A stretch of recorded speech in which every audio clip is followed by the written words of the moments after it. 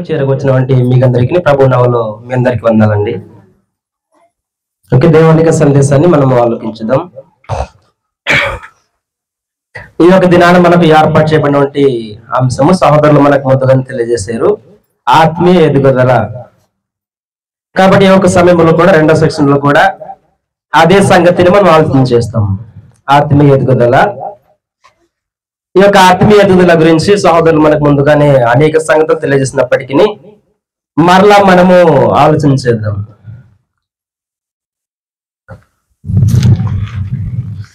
ఈ యొక్క ఆత్మీయ ఎదుగుదలలో మనము ఎదుగుతూనే ఉన్నాము. సువార్తమైన వంటి వారు మనకు ఆత్మసంబంధ సంగతులు తెలియజేస్తూ ఉన్నారు కాబట్టి మనం ఆత్మసంబంధం ఎదుగుతున్నాము కాబట్టి మనం ఏం చేసామంటే ఆత్మసంబంధ సంగతులు మరలా నేర్చుకుని ఆత్మ సంబంధంగా బలపడదామని మనం ఈ యొక్క స్థానంలోనికి చేరవటం జరిగింది. కాబట్టి మరలా మనం ఆత్మసంబంధ జీవితాన్ని మనము బలపరచుకునే ప్రయత్నం చేద్దాం. అయితే నేను తెలిసినటువంటి విషయం ఏమిటంటే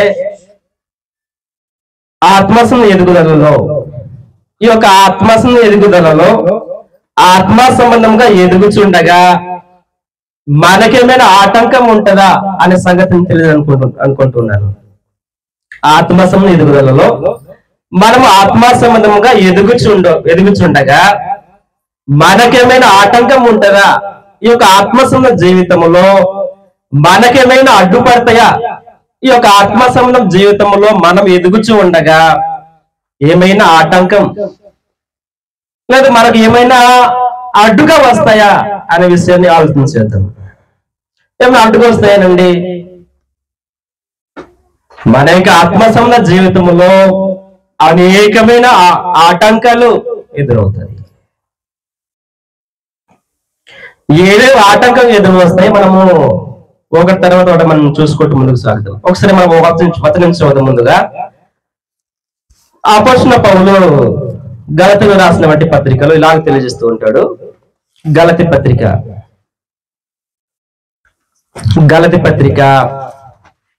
5వ అధ్యాయంలో, గలతీ పత్రిక 5వ అధ్యాయంలో 16-17 వచనము ఇలా తెలియజేస్తున్నాడు. గలతీ పత్రిక 5వ అధ్యాయము 16-17 వచనంలో నేను చెప్పున్నదేమనగా జాగ్రత్త సంగతులు గమనించండి. ఆత్మానుసారముగా నడుచుకున్నది, అప్పుడు మీరు శరీరేచ్ఛలను నెరవేర్చరు.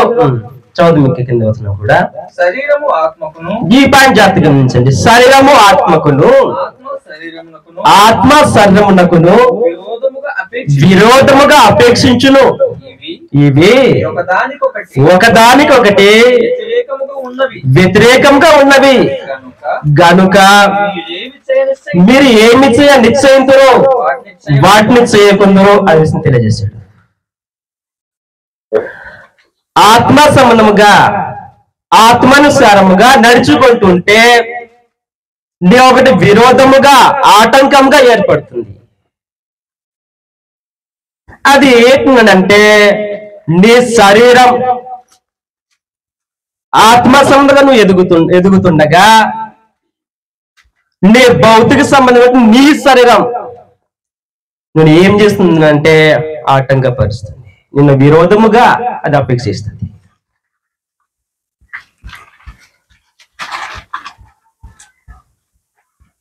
ఆత్మ సంబంధముగా ఎదగాలనుకుంటావు నువ్వు,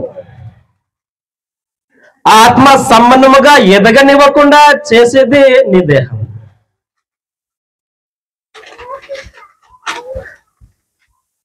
ఎప్పుడు అది విరోధముగానే అపేక్షిస్తుంది. ఆత్మ సంబంధంగా క్రమక్రమం ఎదుగుతున్న ప్రతి సందర్భంలో అది విరోధముగా అపేక్షిస్తుంది.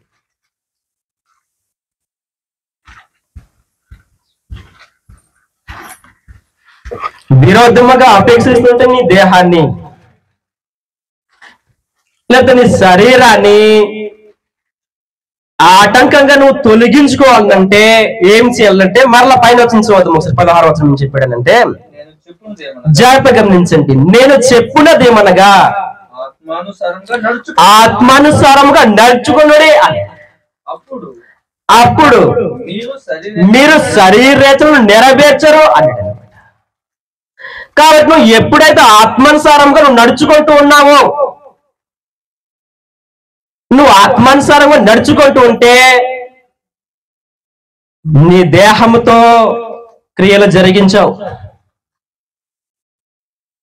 నీ దేహంలో అడ్డుపడదు. అదే నువ్వు ఎప్పుడు భౌతిక సంబంధముగా నీ దేహము కోసము నువ్వు ప్రయాసపడుతూ ఉన్నావు అనుకో, నువ్వు ఆత్మ సంబంధంగా ఎదగడానికి అది చాలా కష్టతరంగా ఉంటుంది. నీ పక్కనున్న నీ దేహమే ఎవరో వచ్చి ఆటంకం చేయరు నిన్ను, నీ దేహమే నిన్ను ఆటంకం చేస్తుంది. ఏ విషయంలో ఎదగనివ్వకుండా ఆటంకం చేస్తుంది అంటే నువ్వు ఆత్మ సంబంధముగా ఎదగకుండా అది ఆటంకం చేస్తుంది.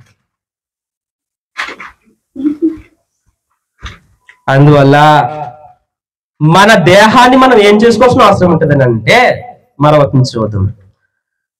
అపోస్తలుడైన పౌలు రోమీయులకు పత్రికలో 6వ అధ్యాయంలో ఇలా తెలియజేస్తున్నాడు. రోమపత్రిక 6వ అధ్యాయం, రోమపత్రిక 6వ అధ్యాయంలో, రోమపత్రిక 6వ అధ్యాయం 12వ వచనం చదువుదాం. రోమపత్రిక 6వ అధ్యాయం 12వ వచనం నుంచి ఇలా తెలియజేస్తున్నాడు. జాగ్రత్తగా గమనించండి. కాబట్టి శరీర దురాశలకు లోబడినట్లుగా చావునకు లోనైన మీ శరీరమందు పాపమును ఏలనీయకుడి. చదువు మీ కింద. మరియు మీ అవయవములను దుర్నీతి సాధనములుగా పాపమునకు అప్పగింపకుడి. అయితే మృతుల్లో నుండి సజీవులు అనుకొని మిమ్ముని మీరే దేవునికి అప్పగించుకొనుడి. జాగ్రత్తగా గమనించండి. మీ అవయవములను నీతికి సాధనములుగా దేవునికి అప్పగించుడి అని. నువ్వు ఆత్మ సంబంధంగా ఎదగాలంటే నీ దేహాన్ని, నీ అవయవాన్ని నీతికి సాధనలుగా దేవునికి అప్పగించితే, నీతికి సాధనలుగా దేవునికి అప్పగించితే నీ దేహంలో అడ్డుపడదు. ఆత్మ సంబంధ జీవితంలో నీ దేహంలో ఉన్న ప్రతి అవయవం ఆటంకం చేస్తుంది. నీ దేహంలో ఉన్న ప్రతి అవయవాల్ని పాపానికి అప్పగించుకోకుండా జాగ్రత్త పడి ఆత్మ సంబంధం ఎదుగుతున్న క్రమంలో దేవునికి, నీతికి సాధనలుగా దేవునికి అప్పగించుకోవాల్సిన అవసరం. ప్రతి అవయవాలు దేవునికి, నీతికి సాధనాలుగా దాన్ని వాడుకోవాల్సిన అవసరం. నీ దేహంలో పాపం ఏలుబడి చేస్తుంది. నీ దేహాన్ని పాపానికి నువ్వు అమ్మేసుకున్నావు అనుకో, నీ దేహంలో పాపం ఏలుబడి చేస్తుంది. ప్రభువైన యేసుక్రీస్తు వారు ఏం చెప్పాడు అంటే యోహాను సువార్త 8వ అధ్యాయంలో, యోహాను సువార్త 8వ అధ్యాయంలో, యోహాను సువార్త 8వ అధ్యాయం, యోహాను సువార్త 8వ అధ్యాయం 34వ వచనం ఏం చెప్పాడనంటే, అందుకు యేసు పాపము చేయు ప్రతివాడును పాపముకు దాసుడని మీతో నిశ్చయంగా చెబుతున్నాను అని. ఎవరైతే తన దేహాన్ని పాపానికి అప్పగించుకున్నాడో పాపానికి దాసుడు.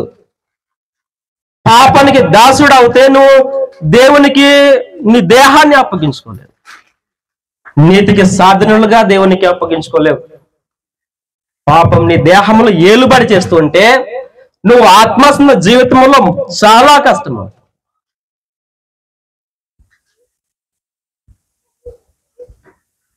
దేవునికి నీతిగా నీ అవయవాలు అప్పగించుకోవాల్సిన అవసరం ఉంటుంది. ప్రతి అవయవాలు. అందువల్ల ప్రభువైన యేసుక్రీస్తు ఏం తెలియజేస్తున్నాడు అంటే, ఒక వచనం చూద్దాం ఒకసారి. మత్తయి సువార్త 5వ అధ్యాయంలో,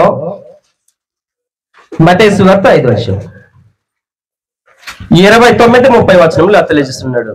మత్తయి సువార్త 5వ అధ్యాయము, మత్తయి సువార్త 5వ అధ్యాయము 29 నుంచి 30 వచనంలో.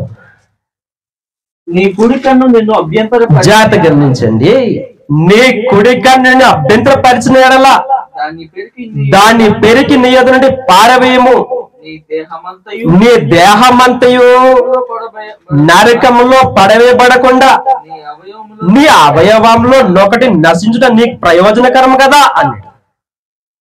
నీ దేహంలో నీ కుడి కన్ను నిన్ను అభ్యంతరపరుస్తుంది. ఏ విషయంలో అభ్యంతరపరుస్తుంది అంటే నువ్వు ఆత్మసములుగా బ్రతక కూడా నువ్వు అభ్యంతరపరుస్తుంది.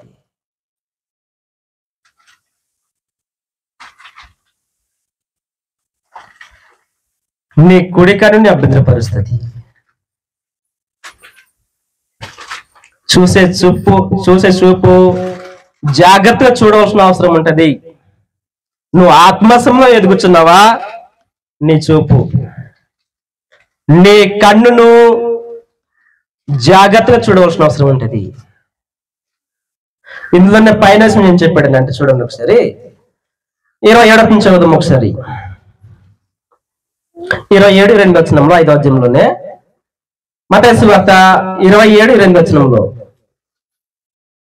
మత్తయి సువార్తలోనే 5వ అధ్యాయంలో 27:2 వచనం, అందు పైన వచనం.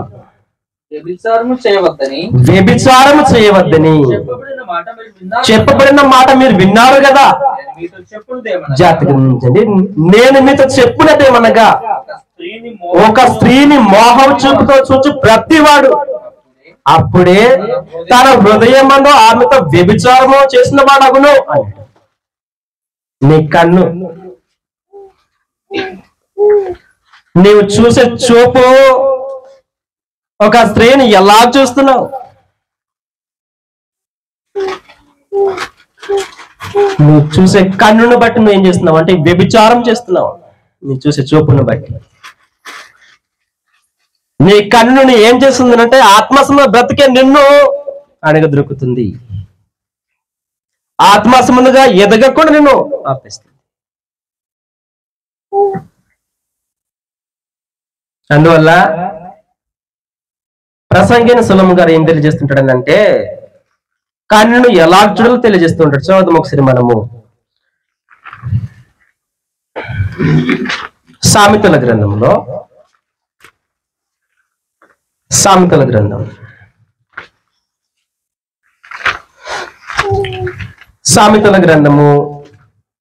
4వ అధ్యాయంలో, సామెతల గ్రంథము 4వ అధ్యాయము 25వ వచనం ఇలా తెలియజేస్తున్నాడు. సామెతల గ్రంథము 5వ అధ్యాయం 25వ వచనంలో, సామెతల గ్రంథము క్షమించండి 4వ అధ్యాయం 25వ వచనం. జాగ్రత్తగా గమనించండి. నీ కన్నులు ఎటు అటు చూడక సరిగాను నీ కనురెప్పలు నీ ముందర సూటుగాను చూడవలెను అని. కాబట్టి నీ కన్ను ఎలా గురించి చెప్పాడనంటే ఇటు అటు చూడక. మన కన్నుతో ఏవైతే చూడని వాటి ఉంటాయో వాటిని చూడకుండా, నీ ఆత్మసం జీవితంలో ఏం అవసరమో వాటిని చూడు.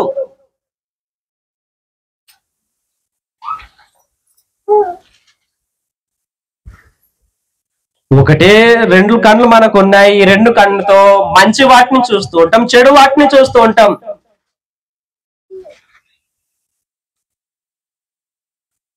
చూసే చూపు జాగ్రత్తగా చూడవలసిన అవసరం ఉంటుంది. నీ ముందర సూటిగా చూడవలెను అని. ఆత్మ సంబంధంగా నువ్వు ఎదగాలంటే నీ కన్నును జాగ్రత్తగా వాడుకో. ఎంతవరకు చూడాలో అంతవరకే చూడు. ఉదాహరణకు నువ్వు ఆలోచన చేయగలిగితే, ఏదైనా తోటలో ఉన్నావంటే ఆదము హవ్వల దగ్గరికి అపవాది వెళ్ళి వాళ్ళని మోసం చేయడం ప్రయత్నం చేసినప్పుడు, ఆదమును మోసం చేయడం దేవుడు అపవాది చూసాడు.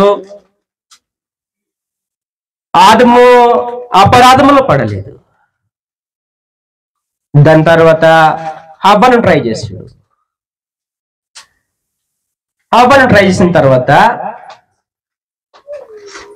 ఆ హవ్వమ్మ అపవాది చెప్పినటువంటి మాటను పాటించి ఆ మంచుడు చెల్లించే వృక్షఫలం చూసినప్పుడు ఆమె ఎలా కనిపించిందంటే కండ్లకు అందమైనదిగా, వివేకమిచ్చు రమ్యమైనదిగా, ఆహారముకు మంచిదిగా అది కనిపించింది. ఆహారముకు మంచిగా కనిపిస్తూ ఉంటే ఆమె తీసుకొని తినేసింది. చూస్తేనే అంత బాగా అనిపించింది ఆమెకి.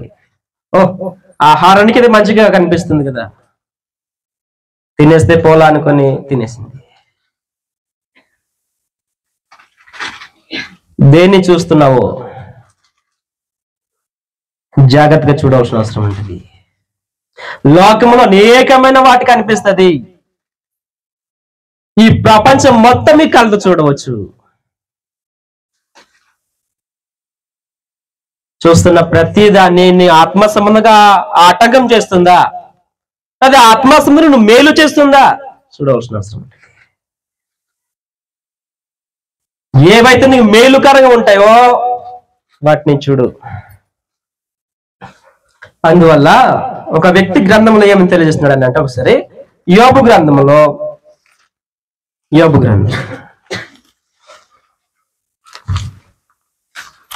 భక్తి పడినటువంటి యోబు గారు ఏం తెలియజేస్తూ ఉంటాడనంటే, యోబు గ్రంథం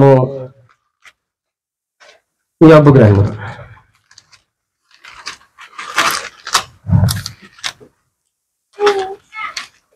గ్రంథం 31వ అధ్యాయంలో మొదటి నుంచి తెలియజేస్తున్నాడు. యోబు గ్రంథం 31వ అధ్యాయము మొదటి నుంచి, యోబు గ్రంథము 31వ అధ్యాయం మొదటి నుంచి, నేను నా కళ్ళతో నిబంధన చేసుకుంటుని కన్యకను నేను ఎలాగూ చూతును అన్నమాట. అలాగు చేసిన ఎడల పరమున్న దేవుని ఆజ్ఞ ఏమగును, ఉన్న స్థలంలోనున్న సర్వశక్తిని స్వాస్థ్యం మేమగును అని తెలిసాడు అనమాట. చాలండి. కాబట్టి తను ఏం చేసుకున్నాడు అంటే తన కన్ను నిబంధన చేసుకున్నాడు. ఆయన వివాహమైన వంటి వ్యక్తి, కుటుంబం ఉంది ఆయనకి. వివాహం కానివంటి కన్యకను ఎలా చూస్తాను, తనకని తాను నిబంధన చేసుకున్నాడు.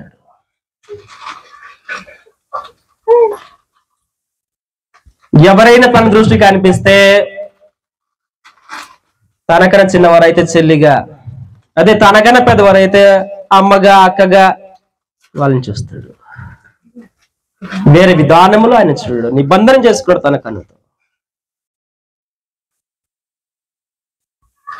ఆత్మసంలో ఎదుగుచిన నువ్వు సైతము నిబంధన చేసుకోవాల్సిన అవసరం ఉంటుంది నీ కన్నులో. వివాహం కానివాడైనా వివాహం అయిన వాడైనా గాని చూసే చూపు జాగ్రత్తగా. నీ కన్నుని అభ్యంతరం చేస్తుంది, ఆత్మ సంబంధంగా ఎదగకుండా అభ్యంతరం చేస్తుంది. మరలా నీకు అభ్యంతరంగా ఏం చేస్తుంది అంటే, మరలా వద్దాం ఒకసారి మత్తయి సువార్త 5వ అధ్యాయం చదివాం కదా. మత్తయి సువార్త 5వ అధ్యాయం 30 వచనం చదువుదాం ఇప్పుడు మనం. మత్తయి సువార్త 5వ అధ్యాయం 30వ వచనంలో, మత్తయి సువార్త 5వ అధ్యాయము 30వ వచనం. నీ కుడి చెయ్యి నిన్ను అభ్యంతరపరిచిన, జాగ్రత్తగా గమనించండి. నీ కుడి చెయ్యి నుండి అభ్యంతరపరిచినలా దాన్ని నరికి నీ యొద్ద నుండి పారవేయము. నీ దేహమంతా నరకములో పడకుండా నీ అవయవంలో ఒకటి నశించడం నీకు ప్రయోజనకరం కదా.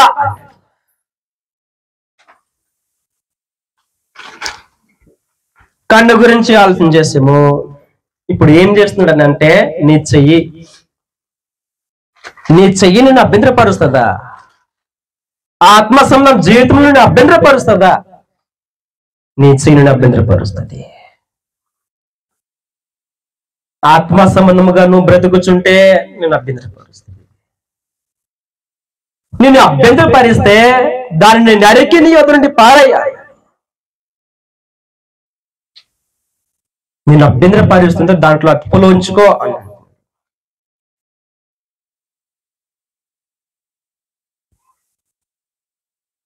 వాస్తవానికి మన చేత ఏం చేయాలంటే మనం చూద్దాం ఒకసారి గ్రంథంలో అపోస్తల కార్యగ్రంథంలో అపోస్తల పౌలు ఏం తెలియజేస్తున్నాడు అంటే అపోస్తల కార్యగ్రంథము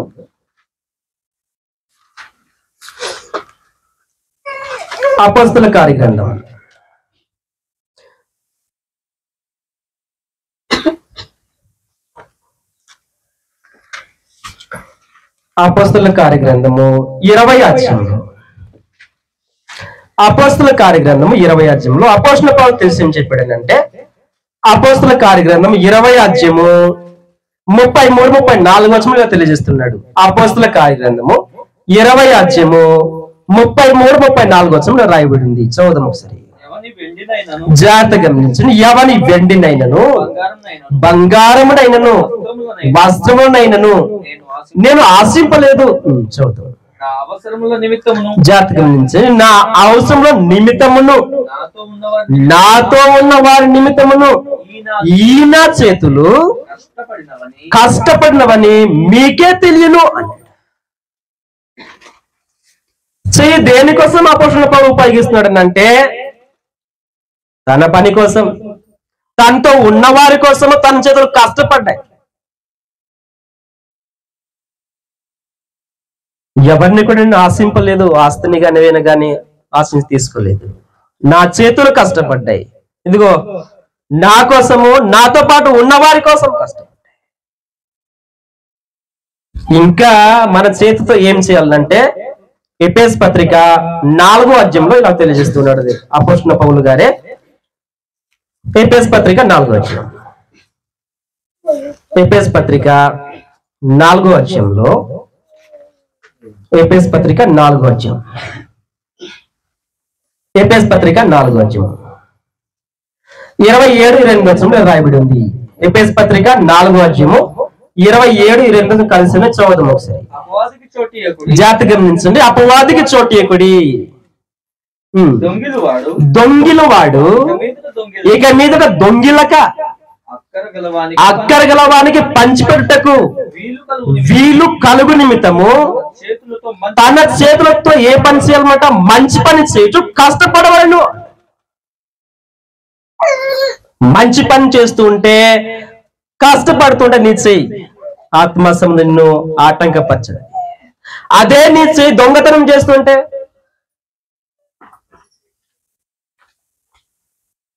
ఆత్మ సంబంధం ఏం చేస్తుందంటే నిన్ను ఆటంకపరుస్తుంది నీ చెయ్యి.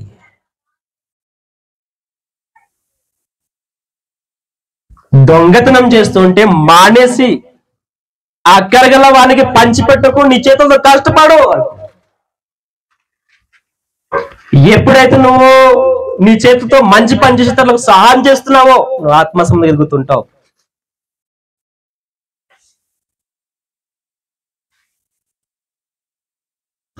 నీ చేతి దొంగతనం చేస్తున్నావు అనుకో, నువ్వు ఆత్మ సంబంధం ఎదగలేవు. నీ చేయిను అభ్యంతరపరుస్తుంది, అభ్యంతరపరుస్తుంటది. అందువల్ల నువ్వు ఆత్మ సంబంధం ఎదగలేవు, ఆత్మ సంబంధం ఎదగలేవు.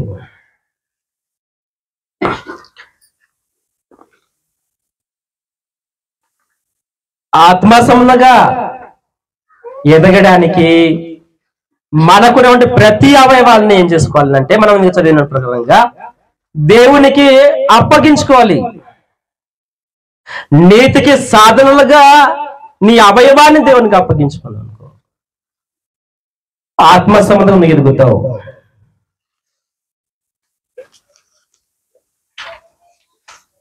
మరవతం చూద్దాం ఒకసారి మనము. ఇంకా ఆత్మ సంబంధం ఆటంకపరచదు ఏమిటంటే రోమపత్రిక 13వ అధ్యాయంలో చివరి వచనంలో తెలియజేస్తున్నాడు. నిన్ను ఆత్మ సంబంధం ఇంకా ఆటంకం ఏం చేస్తుంది అంటే రోమపత్రిక 13వ అధ్యాయంలో, రోమపత్రిక 13వ అధ్యాయం 14వ వచనంలో తెలియజేస్తున్నాడు. రోమపత్రిక 13వ అధ్యాయం 14వ వచనంలో చదువుదాం. మెట్టుకు ప్రభు అయిన యేసుక్రీస్తును ధరించుకున్న వారై శరీరేచ్ఛలను నెరవేర్చుకున్నటకు శరీర విషయమై ఆలోచన చేసుకున్నకుడి అన్నాడు. నువ్వు ప్రభుని యేసుక్రీస్తుని ధరించుకొని ఆత్మ సంబంధుడై ఉండి నువ్వు మరలా శరీర సంబంధముగా ఆలోచన చేస్తున్నావు అంటే ఆ ఆలోచన నిన్ను ఆత్మ సంబంధంగా ఆటంకపరుస్తుంది. నువ్వు ఆత్మ సంబంధివి భౌతిక సంబంధంగా ఆలోచన చేస్తున్నావు. భౌతిక సంబంధం ఎప్పుడైతే ఆలోచన చేసి ఆ ప్రకారంగా వెళ్తున్నావో నువ్వు ఆత్మ సంబంధం ఎదగడానికి చాలా కష్టతరం అవుతుంది. ప్రతి ఒక్కరు ఎలాగ ఆలోచన చేస్తారంటే భౌతిక సంబంధం ఏదో ఒక దాంట్లో గొప్పవాడి కావాలి. చదువుకున్న వ్యక్తి అయితే చదువుకుని గొప్పవాడు అవ్వాలి అనుకుంటాడు. అది భౌతిక సంబంధం ఆలోచన. ప్రతి ఒక్కరికి ఆలోచన ఉంటది, ఏదో ఒక దాంట్లో గొప్పతనం అవ్వాలి భౌతిక సంబంధంగా. అలాంటి ఆలోచనలు కలిగి ఉంటున్నావు అంటే నువ్వు ఆత్మసంబంధం బ్రతకడానికి చాలా కష్టతరం అవుతుంది నీకు.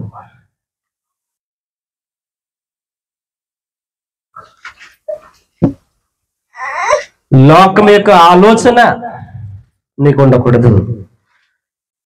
కొలస్సీ పత్రిక 3వ అధ్యాయంలో ఏం తెలియజేయడంటే కొలస్సీ పత్రిక 3వ అధ్యాయంలో మొదటి నుంచి కొలస్సీ పత్రిక 3వ అధ్యాయం మొదటి నుంచి మీరు క్రీస్తుతో కూడా లేపబడిన వారైతే పైన వాటినే వెతుకుడి, అక్కడ క్రీస్తు దేవుని కుడి పార్శ్వమున కూర్చుండి ఉన్నాడు. జాతకంసి పైన వాటి మీదనే గాని భూసంలో వాటి మీద మనసు పెట్టు కొనకుడి అని. ఏలైనగా మీరు మృతి పొందిరి, మీ జీవము క్రీస్తు కూడా దేవుని దాచిబడి ఉన్నది అన్నాడు. నువ్వు క్రీస్తుతో పాటు లేపబడిన వాడైతే, నువ్వు ఆత్మాసంలో బ్రతుకుచున్న వాడైతే భూసున్న వాటి మీద నువ్వు మనసు పెట్టుకోకూడదు. నువ్వు భూసున్న వాటి విషయంలో నువ్వు మనసు పెట్టుకుంటున్నావు అనుకో, ఆత్మాసంగా పెట్టలేవు, నువ్వు ఆత్మసంగా పెట్టలేవు. ఎప్పుడైతే నువ్వు భూసున్న మనసు ఉందో నువ్వు ఆత్మసంగా నువ్వు బ్రతకలేవు. ఉదయము లేచిన కాడి నుంచి సాయంత్రం వరకు నువ్వు భూసంగా ఆలోచన చేస్తున్నావు అనుకో, మరి ఇక్కడ ఆత్మసంగా ఎప్పుడు ఆలోచన చేస్తావు? నీ జీవితం మొత్తము నువ్వు భౌతిక సంబంధంగా ఆలోచన చేస్తున్నావు అనుకో, ఇక్కడ ఆత్మసంబంధంగా ఆలోచన చేస్తావు. ఆత్మసంబంధంగా ఎలా బ్రతుకుతావు నువ్వు?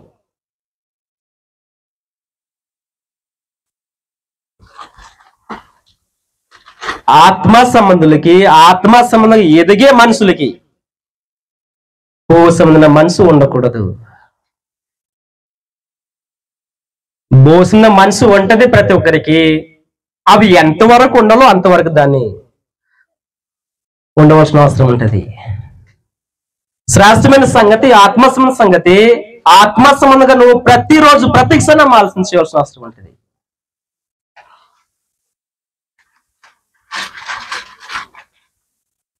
చదువు మరలా 2వ వచనం చదువు ఒకసారి చూడండి. 2వ వచనం ఏం చెప్పాడనంటే పైనున్న వాటి మీదనే గాని భూసముల వాటి మీద మనసు పెట్టుకొనకూడి అన్నాడు. భౌతిక సంబంధముగా భూ సంబంధముగా నువ్వు మనసు పెట్టుకుంటున్నావు అనుకో, ఆత్మ సంబంధంగా నువ్వు మనసు పెట్టలేవు. నువ్వు ఆత్మ సంబంధంగా ప్రతిరోజు ప్రతి క్షణము ఆత్మ సంబంధంగా ఆలోచన చేస్తున్నావు అనుకో, నువ్వు భౌతిక సంబంధంగా ఆలోచించు.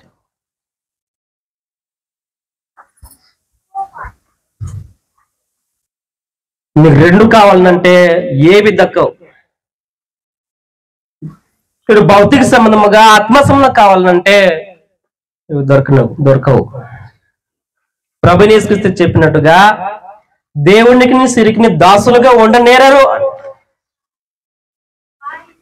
ఆత్మ సంబంధంగా ఉంటున్నావా? ఆత్మ సంబంధంగా ఉండని. ఈ రెండు దాంట్లో నుంచి చిక్కుని పోయావనుకో ఏవి సాధించుకోలేవు. ఆత్మ సంబంధం కాబట్టి మనం ఆత్మ సంబంధంగా ఆలోచన చేయాల్సిన అవసరం ఉంటుంది. మరో వచనం చూడండి ఒకసారి. రోమపత్రిక 8వ అధ్యాయంలో రోమపత్రిక 8వ అధ్యాయంలో అపోస్తలుడైన పౌలు ఏం చెప్పాడనంటే, రోమపత్రిక 8వ అధ్యాయంలో, రోమపత్రిక 8వ అధ్యాయం మనం 12 చదువుకుంటే వెళ్దాం. రోమపత్రిక 8వ 12వ వచనం నుంచి, కాబట్టి సహోదరులారా శరీరానుసారముగా ప్రవర్తించుటకు మనము శరీరమునకు రుణస్థులము కాము. మీరు శరీరానుసారముగా ప్రవర్తించిన ఎడల చావలసిన ఉందురు గాని, జాగ్రత్త గమనించండి ఈ విషయాన్ని, ఆత్మ చేత శరీరం చంపిన ఎడల జీవించగలరు. ఆత్మ చేత నువ్వు ఎప్పుడైతే నడుచుకుంటూ ఉన్నావో శరీర క్రియలు నువ్వు చంపేసుకుంటావు.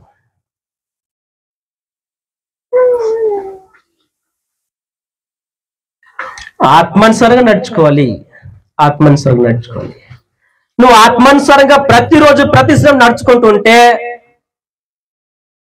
నువ్వు నీ యొక్క శరీర క్రియలు నీకు ఏవైతే ఆటంగా ఉంటున్నాయో వాటిని మానేసుకుంటూ వస్తావు.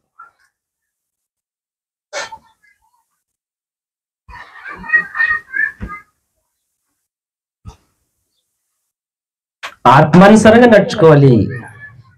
ఆత్మానుసారంగా నడుచుకోవాలి.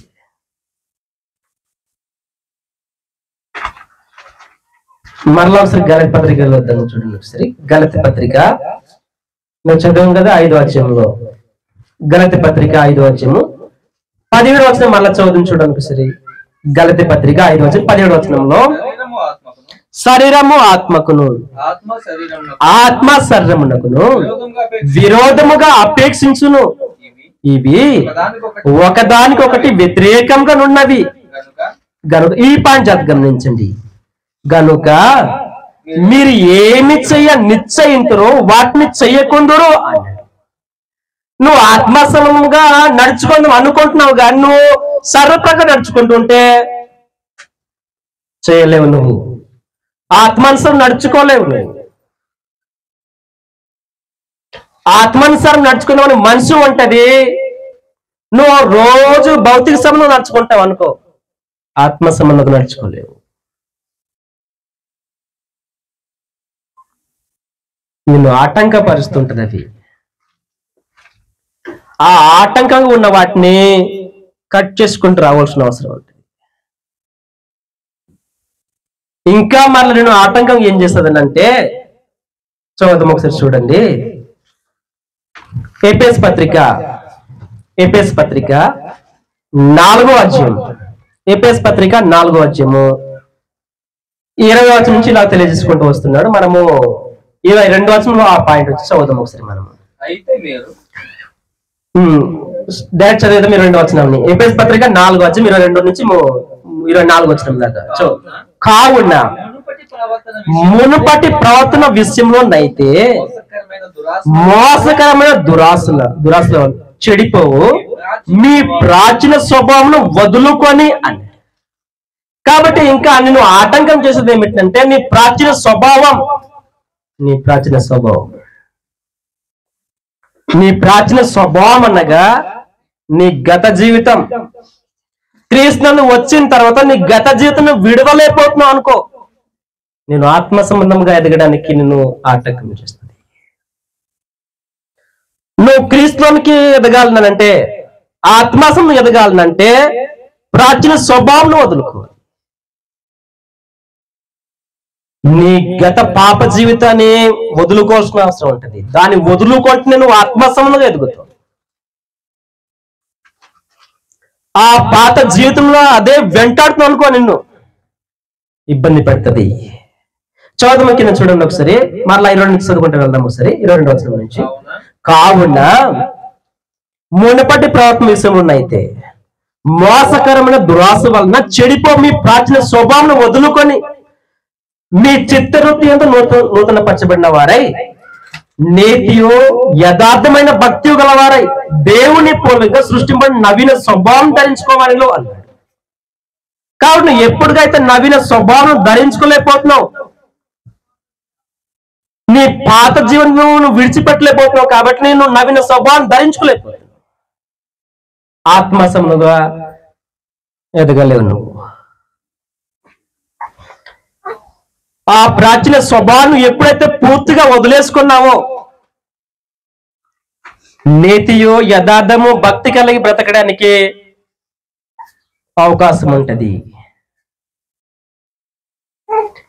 అనేక సందర్భంలో మనం ఏం చేస్తామంటే క్రీస్తునందు రాకముందు అనేకమైన కార్యక్రమం మనం చేస్తూ ఉంటాము.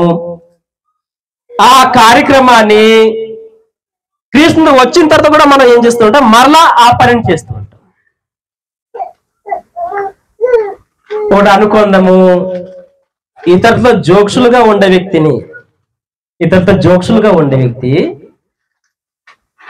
క్రీస్తును రాకముందు ఆ జోక్సులను అదే చేస్తున్నాడు. క్రీస్తు వచ్చిన తర్వాత కూడా అవి మానుకోలేవు, కంటిన్యూ చేస్తూ ఉంటాం మనం. పాపం చేసే వ్యక్తి అయితే మరలా పాపాన్ని చేస్తూనే ఉంటాడు. అవి నువ్వు వదులుకోలేకపోతే, దాన్ని నువ్వు మానుకోలేకపోతే ఆత్మ సంబంధంగా నిన్ను ఇబ్బంది చేస్తుంది.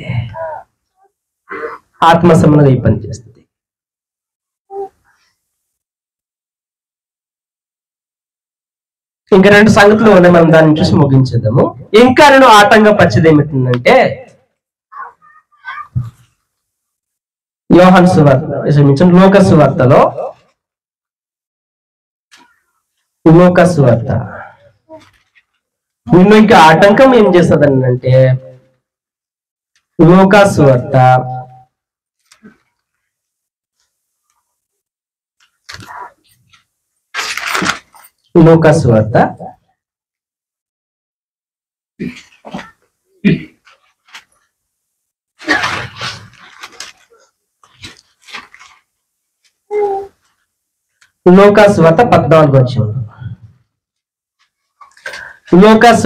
14వ అధ్యాయం.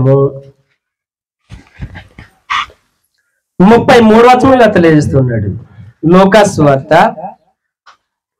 14వ అధ్యాయం 33వ వచనంలో, లూకా సువార్త 14వ అధ్యాయం 33వ వచనంలో, ఆ ప్రకారమే మీలో తనకు కలిగిన దంతయు విడిచిపెట్టని వాడు నా శిష్యుడు కానేరడు అని ప్రభువు యేసు తెలియజేశాడు. మనకి ఏవైతే కలిగి ఉన్నాయో వాటిని నువ్వు విడిచిపెట్టకపోతే, కొందరు అనుకుంటుంటారంటే మీటింగ్ కార్యక్రమం ఎక్కడైనా ఉంది అనుకో, నాకు భౌతిక సంబంధంగా ఆ పని ఉంది, లేకపోతే ఏదో ఒకటి ఇంట్లో నేను చేయాలనుకుంటున్నాను, దాన్ని వదిలేసి నేను రాలేను అని అంటాను. దాన్ని నువ్వు మానేసుకోలేకపోతే నువ్వు ఆత్మ సంబంధంగా ఎదగలేవు. దాన్ని విడిచిపెట్టి ఆత్మ సంబంధంగా వెళ్ళవలసిన అవసరం ఉంటుంది. నీ భౌతిక సంబంధం పనిని విడిచిపెట్టి, నీ ఆస్తుల్ని విడిచిపెట్టి ఆత్మ సంబంధంగా ప్రయాణం చేయవలసిన అవసరం ఉంటుంది. నువ్వు వెళ్ళకపోతే నువ్వు ఆత్మ సంబంధంగా ఎదగవు. సందేశాన్ని వినడానికి నువ్వు వెళ్ళకపోతే ఆత్మ సంబంధంగా ఎదగవు. ఇంట్లో కూర్చుంటే సమస్తాన్ని విడిచిపెట్టి అపోస్తల ప్రభువుని యేసుక్రీస్తు వారిని వెంబడించి ఆత్మ సంబంధంగా ఎదగడానికి. అదే మనం సైతము మన యొక్క పనుని, మన యొక్క ఆస్తుల్ని విడిచిపెట్టి ఆత్మ సంబంధంగా వినడానికి వెళ్ళవలసిన అవసరం ఉంటుంది. అలా మనం వెళ్తుంటే ఆత్మ సంబంధంగా ఎదగడానికి అవకాశం అనేది ఉంటుంది. ఇంకా మనలో ఆటంకపరిచిన ఏమిటంటే ఇంకోటి మనం చూసి మనం ముగించేద్దాము. మత్తయి సువార్త ఏం ఆటంకం చేస్తుందని అంటే, మత్తయి సువార్త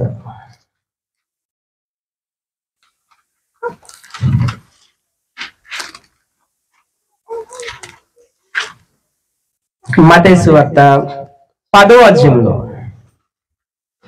మత్తయి సువార్త 10వ అధ్యాయము,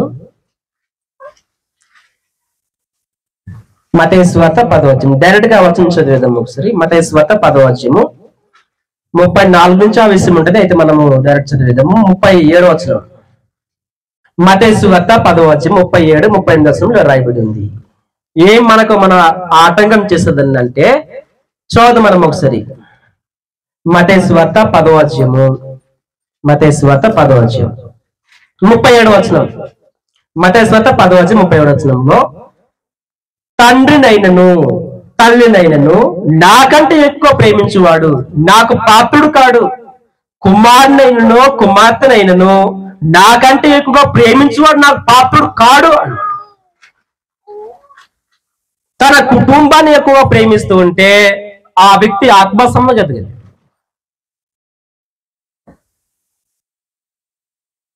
అనేక మంది మనుషులు ఏమనుకుంటారంటే, నా కుటుంబాన్ని విడిచిపెట్టి దేవుని కార్యక్రమం నేను రాలేను, నా భార్యను విడిచిపెట్టి నా పిల్లల్ని విడిచిపెట్టి నేను రాలేను అని అంటారు. నువ్వు ఆత్మసంబంధం ఎదగలేవు. నువ్వు అలాగైతే కుటుంబాన్ని ప్రేమించవచ్చు, ఎంతవరకు ప్రేమించాలో అంతవరకు ప్రేమించాలి. దేవుని కన్నా, ప్రభుని యేసుక్రీస్తు కన్నా కుటుంబాన్ని ప్రేమించకూడదు. నువ్వు ప్రేమిస్తున్నావు అని అనుకో, ఆత్మసంబంధం ఎదగలేదు.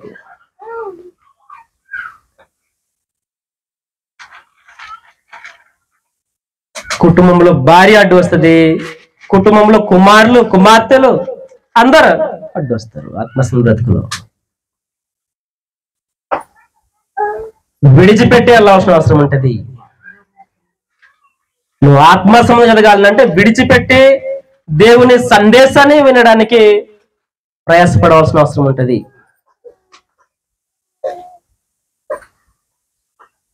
మనను ఆటంకం చేస్తే అనేక కార్యక్రమాలు ఉన్నాయి. అవన్నీ కూడా మనం ఏం చేసుకోవాలంటే క్రమక్రమంగా దానిని విడిచిపెట్టవలసిన అవసరం ఉంటుంది. నువ్వు విడిచిపెట్టలేకపోతే నువ్వు ఆత్మసంబంధంగా ఎదగలేవు. ఆత్మసంబంధంగా ఎదగడానికి అవన్నీ ఏం చేస్తూ ఉంటాయంటే మనలను ఆటంకపరుస్తుంటాయి. మరి విశేషముగా మనల్ని ఏం ఆటంకపరచదంటే, ఏం ఆటంకపరుస్తుంది? మనము కలిగినటువంటి, మనం ధరించుకున్న ఒక దేహము, ఈ దేహము మరి విశేషముగా ఆటంకపరుస్తుంది. దేహం విశేషముగా ఆటంకపరుస్తుంది. అందువల్ల ఒక వ్యక్తి ఏం చేసుకున్నాడనంటే, తన యొక్క దేహాన్ని ఆయన లోపరుచుకున్నాడు. ఎలా లోపరుచుకున్నాడంటే ఆత్మ సంబంధంగా బ్రతికేలాగా లోపరుచుకున్నాడు. వాస్తవానికి ఈ దేహము అనేది దేనికి సంబంధించిందండి? భౌతిక సంబంధముగా ఈ భూమికి సంబంధించిన దేహం. ఆత్మ అనేది పరలోకానికి సంబంధించింది. అందువల్ల ఈ దేహం అనేది ఎప్పటికప్పుడు ఎలాగూ ఆలోచన కలిగి ఉంటది అంటే భూ సంబంధంగానే కలిగి ఉంటది. భూ సంబంధముగానే తినాలి, త్రాగాలి, సంతోషించాలని దేహం కోరుకుంటది. దేహం కోరుకుంటుంటది. ఆ దేహాన్ని ఎలాగో ఆత్మసంబంధంగా లోపరుచుకోవాలో మనం తెలియవలసిన అవసరం ఉంటది. మనం ఒక వచనం చదివి ముగించుకొని చూడండి ఒకసారి. కొరింథీయులకు రాసినటువంటి పత్రికలో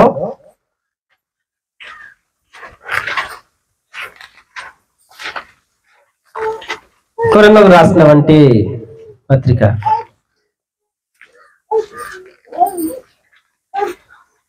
కొరింథీయులకు రాసినటువంటి మొదటి పత్రిక 9వ అధ్యాయంలో, కొరింథీయులకు రాసినటువంటి మొదటి పత్రిక 9వ అధ్యాయంలో, 9వ అధ్యాయం, కొరింథీయులకు రాసినటువంటి మొదటి పత్రిక 9వ అధ్యాయంలో, 9వ అధ్యాయం మనం ఒకసారి 26 నడుచుకుని చదువుదాం. కాబట్టి నేను గురి చూడని వాని వలె పరిగెత్తు వారును కాను, గాలిని కొట్టినట్టు నేను పోట్లాడడం లేదు గాని, ఒకవేళ ఇతరులకు ప్రకటించిన తర్వాత నేనే భ్రష్టుడైపోతానేమో అని నా శరీరంలో నలగగొట్టి దాన్ని లోపరుచుకుంటున్నాను అని. మన దేహం అనేది ఏం చేస్తూ ఉంటది అంటే భౌతిక సంబంధంగా లాగుతూ ఉంటది. నువ్వు ఆత్మసంబంధం ఎదుగుతూ ఉంటే, నువ్వు ఎప్పుడైతే ఆత్మసంబంధం ఎదుగుతూ ఉంటావో అవి ఏం చేస్తూ ఉంటాయంటే భౌతిక సంబంధంగా లాగుతూ ఉంటది. అందువల్ల దేహాన్ని ఏం చేసుకోవాల్సిన అవసరం ఉంటది అంటే లోపరచుకోవాల్సిన అవసరం ఉంటది. దేహం ఎప్పుడైతే మన మాట వినదో అప్పటి వరకు నువ్వు ఆత్మసంబంధం బ్రతకడం చాలా కష్టం. నీ దేహం నీ మాట వినవలసిన అవసరం ఉంటుంది. ఆత్మసంలో జీవితంలో దేహం మరి విశేషముగా అడ్డుపడుతూ ఉంటుంది.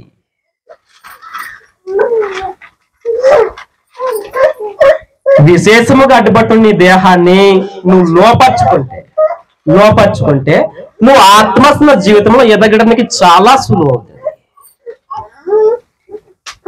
నీ దేహము నిన్ను లోబడకపోతే అవి భౌతిక సంబంధంగా లాగుతా ఉంటాయి, నువ్వు ఆత్మ సంబంధంగా లాగుతా ఉంటావు. కష్టతరంగా ఉంటది. కావున ఆత్మస్న జీవితంలో మనకి ఏవైతే ఆటంకంగా ఉంటున్నాయో అవన్నీ మనం ఏం చేసుకోవాలంటే అవన్నీ కూడా ఆత్మ సంబంధంగా దాన్ని మనము లోపరుచుకొని, ఏవైతే మనకు ఆత్మసంగా అడ్డుపడుతున్నాయో ఆత్మసంగా దాన్ని దాటుకుంటూ ముందుకెళ్తే నువ్వు ఆత్మసంగా క్రమక్రమంగా ఎదగడానికి అవకాశం అని ఉంటుంది. అందువల్ల మనం అందరం సైతము అలాగూ ఆత్మసంగా ఎదగడానికి ప్రయత్నం చేయాలి. ప్రయత్నం చేస్తేనే సాధ్యపడుతుంది. అందువల్ల మనం అందరం సైతం అలాగూ ప్రయాసపడి మన యొక్క దేహాన్ని ఆత్మసంలో మలుచుకొని ఆత్మసంలో మనం అందరం బ్రతకవలసింది నేను తెలియజేస్తున్నాను. ఇంతవరకు ఓర్పు సారం కలిగి వింటున్నట్టు మీకు అందరికీ మనసు ప్రభువు నామములో మీ అందరికీ వందనాలు తెలియజేస్తూ ఇక మాటలు అందరికీ వందనాలండి.